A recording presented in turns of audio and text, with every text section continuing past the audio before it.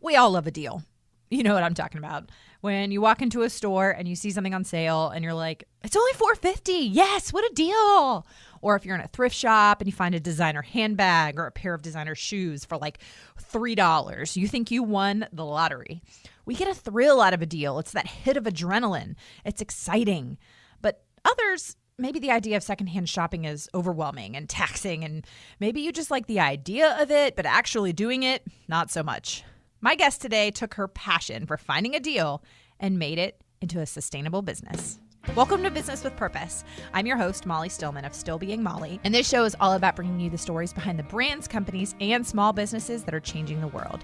Each week, I interview an entrepreneur, a CEO, nonprofit director, community leader, or just an amazing person who is trying to make a positive impact, not only through their personal life, but also with their career. My goal is to show you that no matter what you do for a living, you can make an impact right where you are. My guest this week is Liz Funk, the founder of And We Evolve, a subscription box styling service for shopping high-quality, secondhand clothing. This was such a fun and enlightening chat with Liz, and I just know that you're going to love it. So without further ado, on to my chat with Liz. Hey, Liz, welcome to the show. Hi, thank you so much for having me. Thank you so much for joining me. I am so excited to have you on the show today and to hear your story and to hear all about And We Evolve and all of the things. So we're going to dive right in. We're going to waste no time and we're going to dive right in. So tell us the Liz 101. Tell us your story and how you got to where you are today. Sure thing. So I'm the co-founder of And We Evolve, which is a subscription box service for secondhand clothes in like-new condition. And I have had a passion for secondhand clothing really ever since I was in college. I went to college in New York City, and I'm 30 now, so I was in college I started in 2006. Mm-hmm. And it was an era where there were parts of Manhattan that were still a little bit gritty. Like now the East Village is full of cupcake shops and frozen yogurt spots. Yeah. But back then there were some pretty funky thrift stores, and I loved going through them and picking through for unique and interesting clothes. I still remember the first real treasure I ever found. It was a black dress. It was sleeveless. It was a tube top dress. It was this beautiful black gauzy fabric, and it was $2. And I felt like I had gotten away with murder. It was just such a thrilling feeling. So I was really into thrifting all through college. And then when I was a senior in college, I read the book Overdressed, the shockingly high cost of cheap fashion. Yes. Have you read that book? Yes, it's a great book. I recommend it to so many people. Oh my God. It was just life-changing for me. This wonderful writer, she's a staff writer for The Atlantic, and she basically had this epiphany one day. She went to, there used to be a Kmart in Greenwich Village, and this woman was like, why did I just buy 8 pairs of these crappy canvas Tom's knockoffs? Like, what kind of mentality are we groomed with that we feel like when we see a quote unquote good deal, we buy a lot of whatever it is and then we don't use it and we kind of hoard it. Yep. So she starts by looking at this odd mentality that Americans have around cheap clothes and how we normalize the idea that a dress could cost $9.99, and that doesn't, make anybody raise an eyebrow. And then she actually, goes to factories in developing countries and sees how clothes are made. And needless to say, she paints a super depressing picture. Mm-hmm. And it really just opened my eyes and made me realize, okay, thrifting and shopping secondhand is my favorite way to spend a Saturday.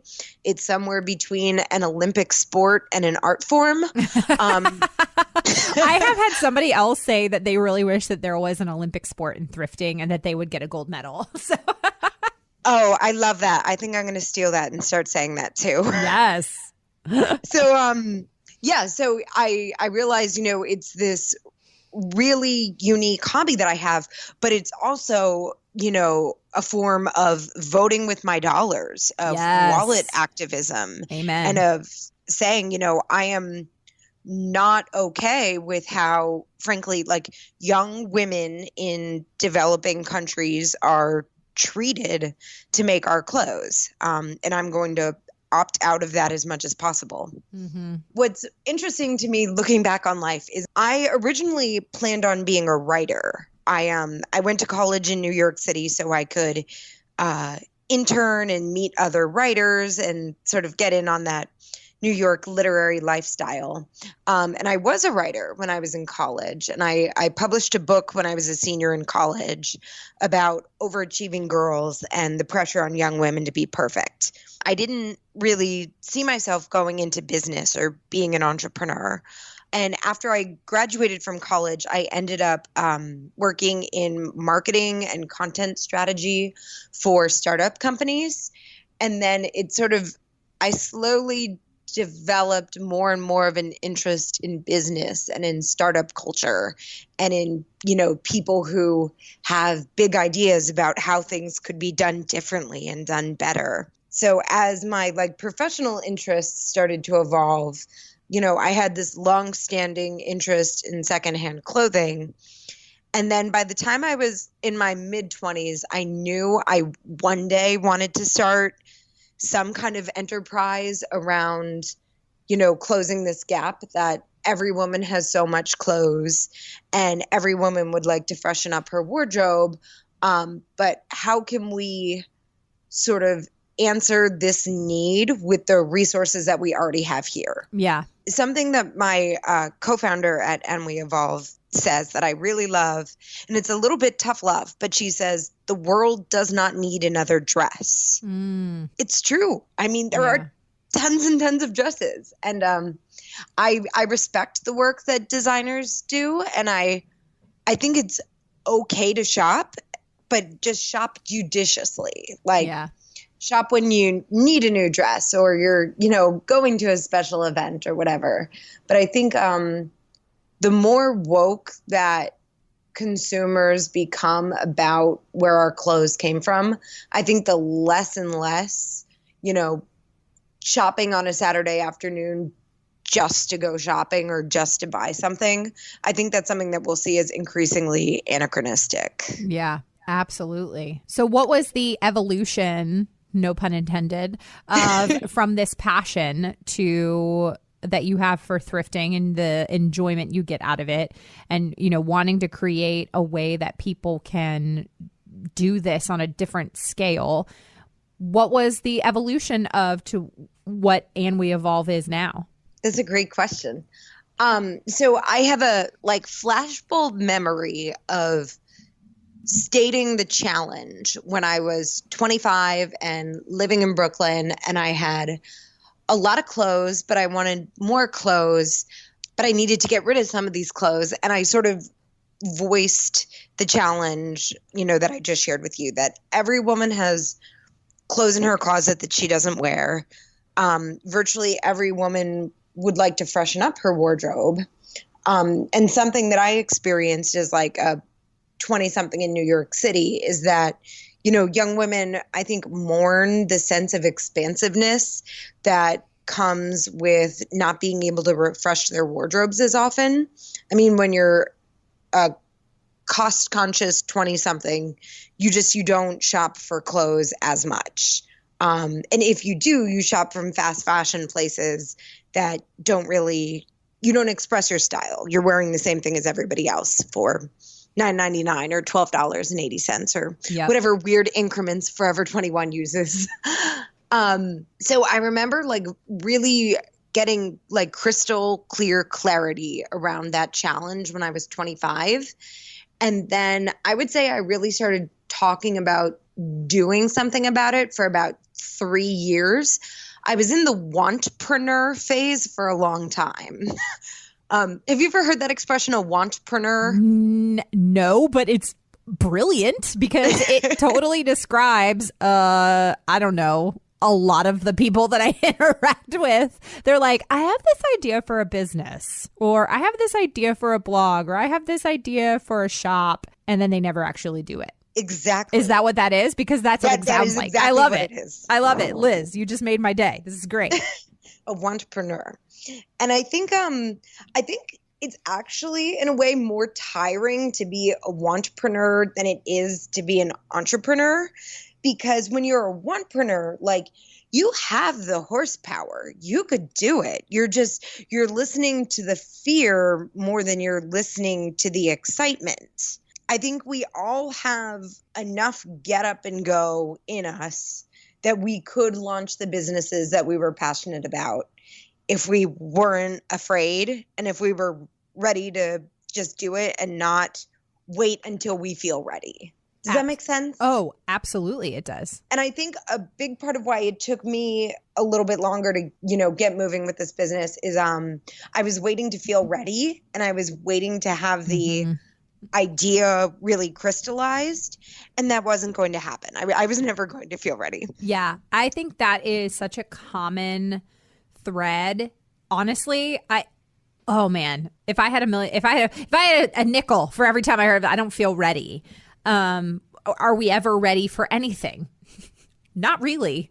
Like maybe an exam in college, like maybe you studied enough for something like that. But like entrepreneurship, marriage, parenting, any of those big things that you enter into in your life, you can never be fully ready because you never know what lies ahead.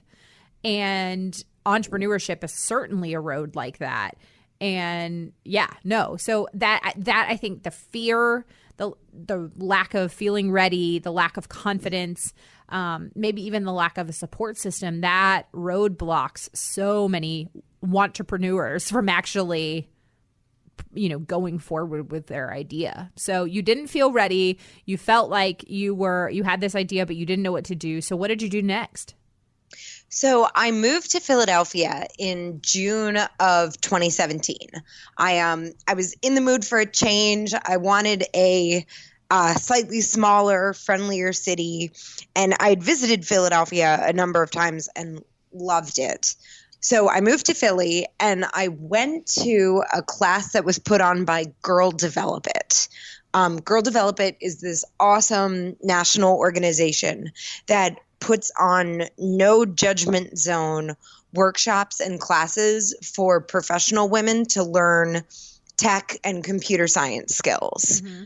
So you can be, well into your career and go in and say, I am not entirely sure what JavaScript is, or, I need to take HTML 101, and everyone will be super friendly and excited that you're there. And, because it's just women, it's a friendlier atmosphere than, taking a tech class right at a boot camp or what have you. Right. So I took a visual design class, and the instructor had us introduce ourselves. And I said, hi, I'm Liz. I'm here. I have this germ of an idea for a e-commerce secondhand clothing company, and I want to really drill down what that brand would look like.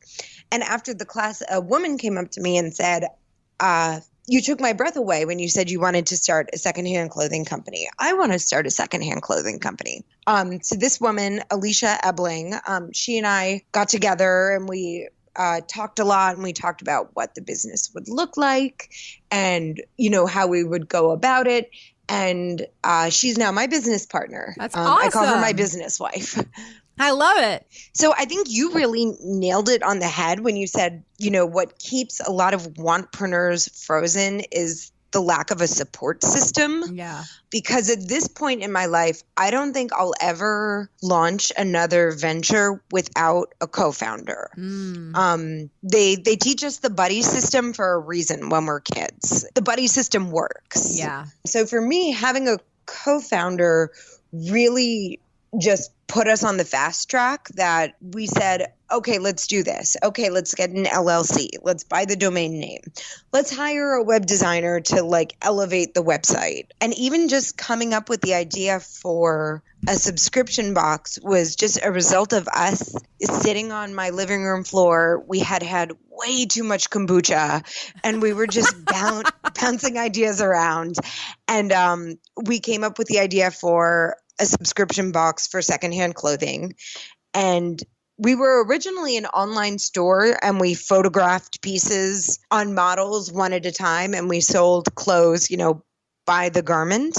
But once we introduced a subscription box, the demand for the subscription box immediately eclipsed the sales that we were doing of one-off pieces. So over the summer, we shuttered the store and simply became a subscription box service. It's such a smart idea because it's so, there are a lot of secondhand clothing, not a lot, but there's a good amount of secondhand clothing websites. Like you have ThredUp and Poshmark and sites like that where you can shop secondhand. But sometimes I even feel like ThredUp overprices their stuff, but maybe that's me we'll go on there looking for something for my kids because I like to shop secondhand for my kids especially. And sure. I'll be like, why is that Cat and Jack shirt from Target $9.99 here on ThredUp when it's $4 originally at Target? I'm like, what are you doing?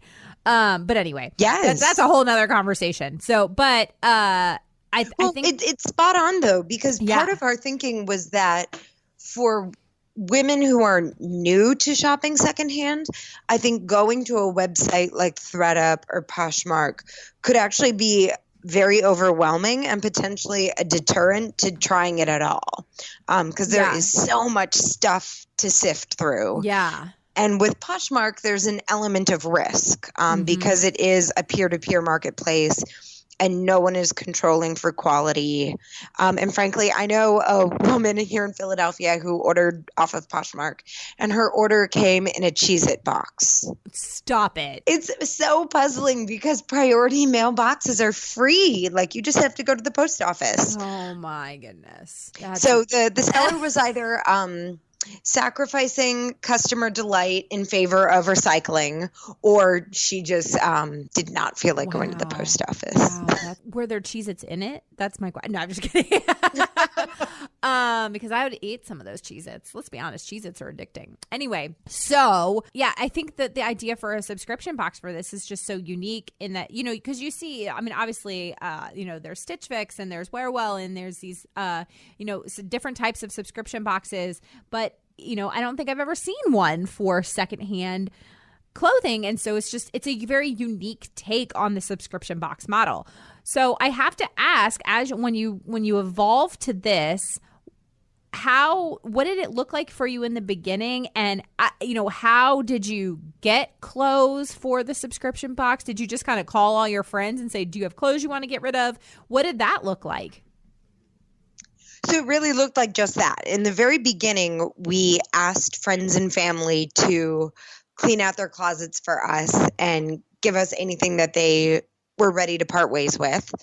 I asked my professional network if women would be willing to donate clothes.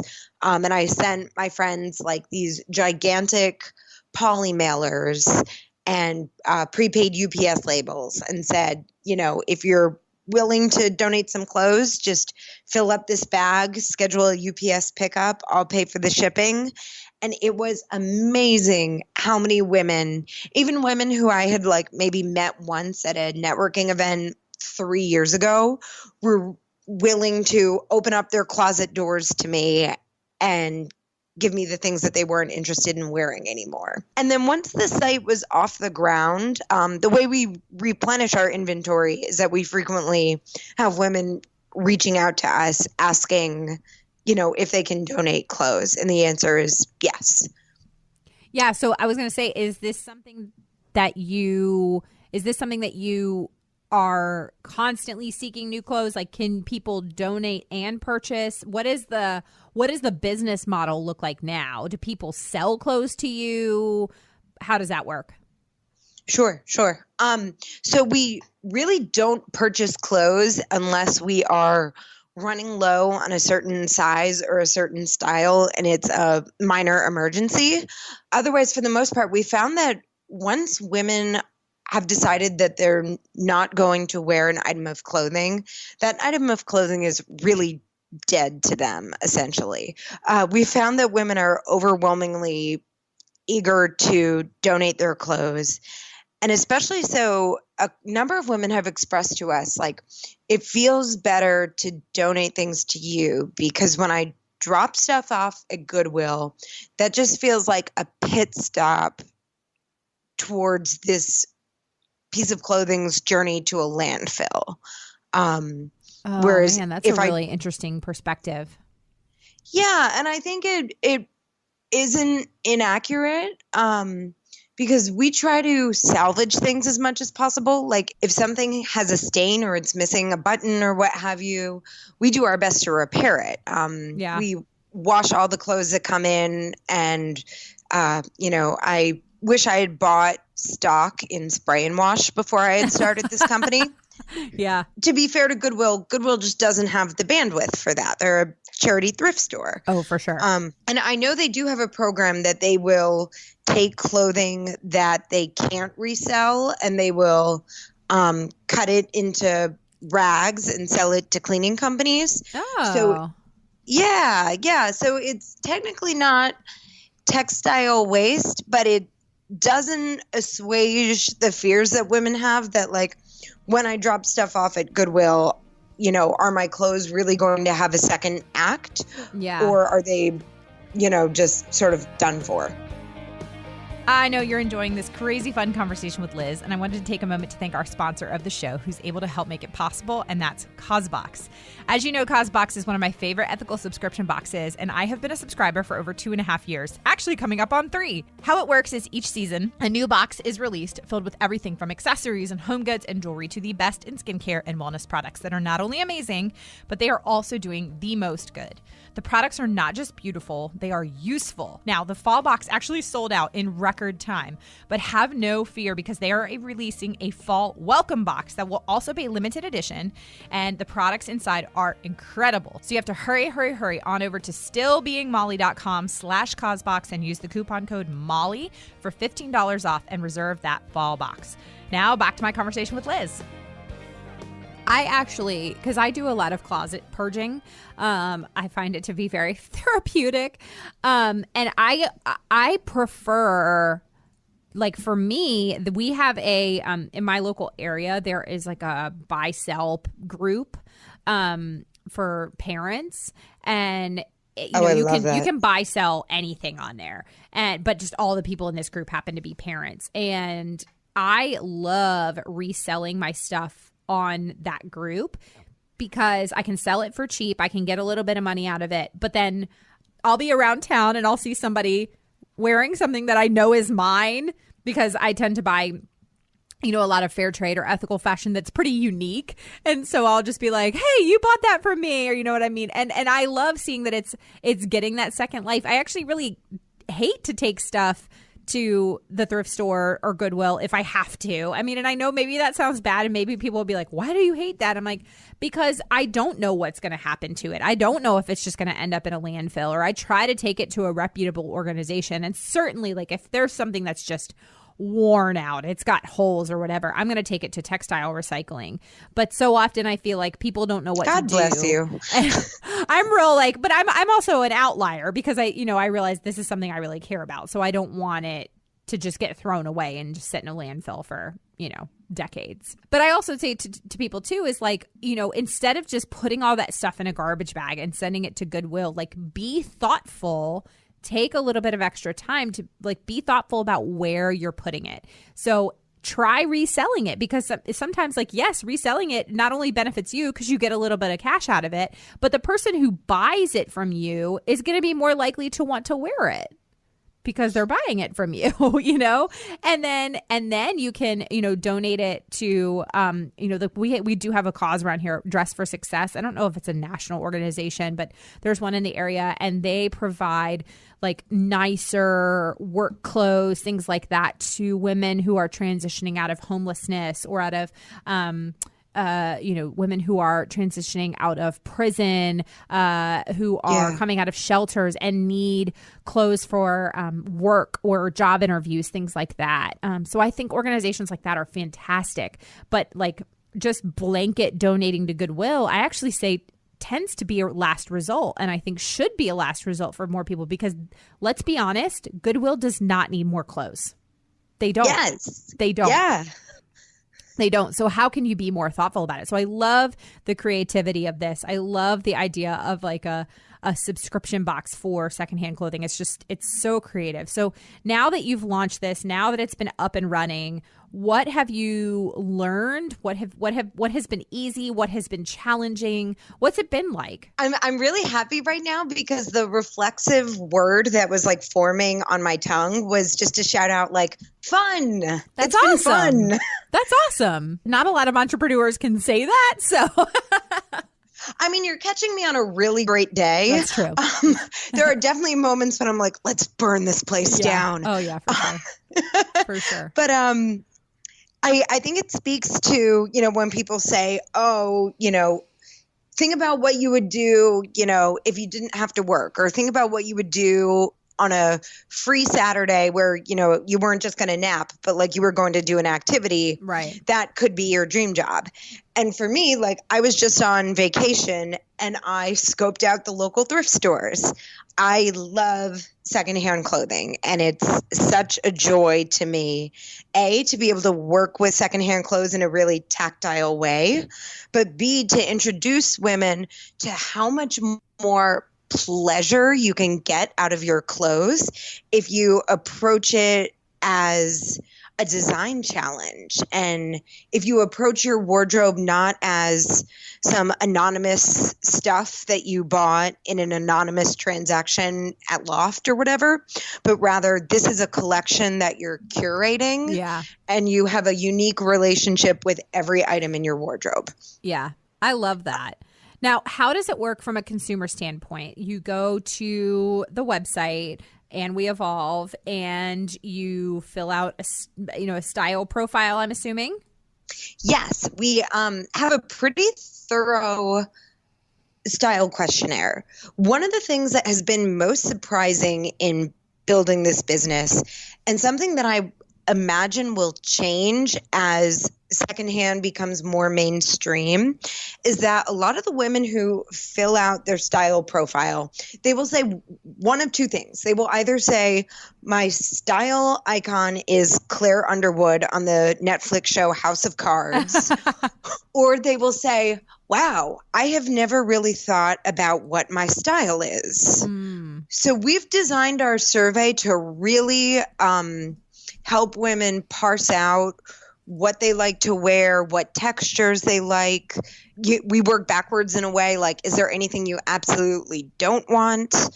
But it's moving to me to consider that women haven't thought about what their style is. And I think if you get attached to a certain brand when you're younger and that just becomes your designated store, it's sort of the difference between going to the grocery store and going to like a farmer's market or an open air market. When you shop secondhand, you're not working with a recipe. It's like we said before, it's much more of an art form or an Olympic sport or a combination of the two. So I think a lot of women, when they do our style questionnaire, are just sounding out what their style is. Yeah. That's a really interesting point. Yeah. And I definitely know people like that too, where they either know for sure, like Claire Underwood is my style icon, kind of thing, or they're just very like, if it fits, like, if it fits, I like it. And people have a harder time learning. So you've learned that about women. So you've got sort of these women that kind of fall into two categories. There's not even really a middle ground. Not at all. What has the feedback been from when people get a box to when they return items or keep items? What is the overall general consensus that how people feel? It's so interesting because I'm just now seeing this parallel in talking with you. I think there really are two camps of women. There are women who are super specific about what they want and what their style is. And there are women who are less sure of what their style is. And there's a direct correlation between who keeps 100% of the stuff that we send them in every box and who we need to do a little bit more back and forth with. Yeah. And it takes a couple boxes for them to be like, yes, this was a 100% winner. Yeah. Yeah. No, that's interesting. Now, what does the pricing structure look like? So we use the standard business model that most clothing subscription boxes do, that it's a $20 deposit when you sign up. And then when you receive the clothes at your house, anything that you want to keep, the $20 applies towards that. Mm-hmm.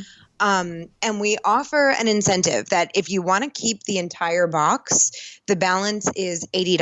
So you're paying a flat $100 for 4 to 6 pieces.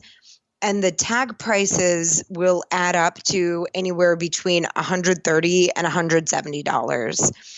And the equivalent retail price is somewhere between $300 and $400. How many items do you get in a box? Between 4 and 6. Okay. Now, how do you guys go about pricing things? Because since this is secondhand, how do you kind of look at the value of an item? That's a great question. Well, to start, we have a brand standard that we sell Banana Republic and up. Yeah. We don't sell too much Target or Old Navy just because the resale value isn't as high. And frankly, we want women when they open up their boxes to feel like this is really special, like this is really extravagant. So we aim for brands that feel like a little bit more luxurious. Yeah. So when people sign up for the box, they have the option to say, please send me designer things. So if a box has designer stuff in it, that's a totally different ball game. But for our standard subscription boxes, the prices range between $12, and $12 would be like maybe for a button-up top from Loft, Mm-hmm. to $40, which would be like a dress from Anthropologie or Urban Outfitters. Yeah. We have a moderate supply of designer things from brands. We get a lot of Diane von Furstenberg, Alice and Olivia, Elie Tahari. We have a couple Saint Laurent things. And if someone is interested in designer clothing, the price points tend to be from like $50 to $100. Mm-hmm. And then if someone keeps the entirety of that box, the flat price is $150 as opposed to $100. Yeah. That's a really creative way to approach it. Thank you. Yeah. To use an analogy I used before, we want women to try on everything in their boxes and consider what we've sent them. And in terms of value, we want them to feel like they've gotten away with murder. Yeah. Yeah. Kind of like that feeling you had when you found that black dress for $2. Exactly. If I could capture that feeling and put it in a bottle, I would share it with every woman on earth. I think that's amazing. I love it. I think it's the female equivalent of like hunting or fishing. Yes, it absolutely is. It absolutely is. I love that. Well, Liz, so what is on the horizon for And We Evolve and the subscription box, and how is And We Evolve going to be evolving? That's a great question. Really, we're growing, to be honest. Yeah. And we're figuring out how can we put as much care and attention into every box as we become a bigger company. Something that has really surprised me in growing this company is how intimate of a relationship it is that we have with our clients. About a third of our clients are really communicative with us, but 2/3 of them use the service exactly as it sounds like on paper, that they'll fill out their style questionnaire. We'll send them things. They send back what they don't want. But we're learning about their style more and more acutely every month by seeing what they keep and what they send back. And it's oddly intimate. Yeah. And I consider it a real honor to get to see what these women wear and what helps them feel like they're curating a wardrobe that is more distinctly them. Like, it really feels like we're being part of women's style evolution, going from, I wear whatever fits, to having tried on, 30 different really special secondhand pieces over the course of 6 months and, keeping 15 of them and having a wardrobe that is really curated. Yeah, absolutely. And that really can be transformative for a woman when she really starts to learn her style, because it really can affect her confidence. It can affect just the way that she feels, the way that she approaches situations. Like, let's be honest, like every woman understands that when you put on that outfit or that dress or that shirt or that top or those shoes that just make you feel amazing, you walk into a room with a little bit of extra pep, Oh, completely. And I think we can even see it in other women. Like, I feel like I've gone out to restaurants or bars or what have you, and you can tell when a woman feels really beautiful. Like, you can almost see it in her gait. Yes, absolutely. I love this. So, Liz, and for the listeners, I will have the information of how you can check out And We Evolve. And if you are interested in getting a subscription box, I will have all of that information in the show notes. But Liz, this is the time of the show where we transition to just get to know you a little bit. We ask some fun questions. And for my listeners, they also know that this is the point of the show where my husband inserts a fun sound effect. So to transition us. So Liz, are you ready? I'm ready. At Cheez-It, we expect a lot from our cheese. Knock, knock. Who's there? Interrupting cheese. Interrupting? Cheese! Should have seen that one coming. You should have, because I even told you I was going to be interrupting you. We take the time for our cheese to mature before we bake it into every delicious cracker. Because at Cheez-It, real cheese matters. So the first question is, what's the first concert you ever attended? Oh, boy. My first concert was Hanson. Hanson! I love it. Do you remember Hanson? Of course I remember Hanson. I am 33. Looking back, it's just so quintessentially 90s that they were such a sensation. Yeah. Because I think today we would look at them like a sideshow. Oh, for sure. But God, I thought I was going to marry Zach Hanson. Oh my gosh, I love it. That's hilarious. That is the best. Okay, who would play you in a movie about your life? Emma Stone. Oh, I love that. I love Emma Stone. Can I tell you a tangential but very funny story? Please do. Okay, so I have a very low voice, and my whole life, it took some getting used to. I've had this voice since I was 12, and I finally grew into it in college, and people would say to me, oh, you sound like Lindsay Lohan, or, oh, you sound like, who's that other woman? I don't remember. But anyway, once Emma Stone became popular, that's what I got a lot, was you sound like Emma Stone. Oh, Drew Barrymore was the other one. Yeah. So people very frequently tell me, like, oh, you really sound like Emma Stone. So I was apartment hunting when I was 26, and I was looking for a slightly bigger room in Brooklyn. And apartment hunting in New York City is a blood sport. It really is. It's the worst. You go in with like expectations of what you think you can get, and then you will get maybe 3 out of 10 of your expectations. And I was looking for a room in someone else's apartment. So I was sort of auditioning to be the perky, easygoing new roommate. So I saw this room in a beautiful apartment in South Williamsburg in Brooklyn. It was affordable. It had gorgeous parquet floors. The room had the fire escape attached. There was like a little bit of indoor-outdoor continuity. And I was ready to tell the roommate who currently lived there, like, I love it. I'll take it. Like, she seemed super nice. She worked in HR for a household name company. I could see it working out. But then she paused and she looked at me and she said, it just came to me. You know who you sound exactly like? And I was like, who? And she said, Emma Stone. And I said, yeah, I get that a lot. And she said, is it comforting to you as you go through life knowing that if you were ever murdered in a really interesting way, Emma Stone would play you in the movie. It's really kind of terrifying. Very. And I was like, I can't live here now. Because if this roommate relationship went wrong and people asked me, well, were there any red flags? I would have a gigantic waving red flag. Oh my goodness. That is, that's terrifying. Yeah. I would also not want to live there anymore. Yeah, no.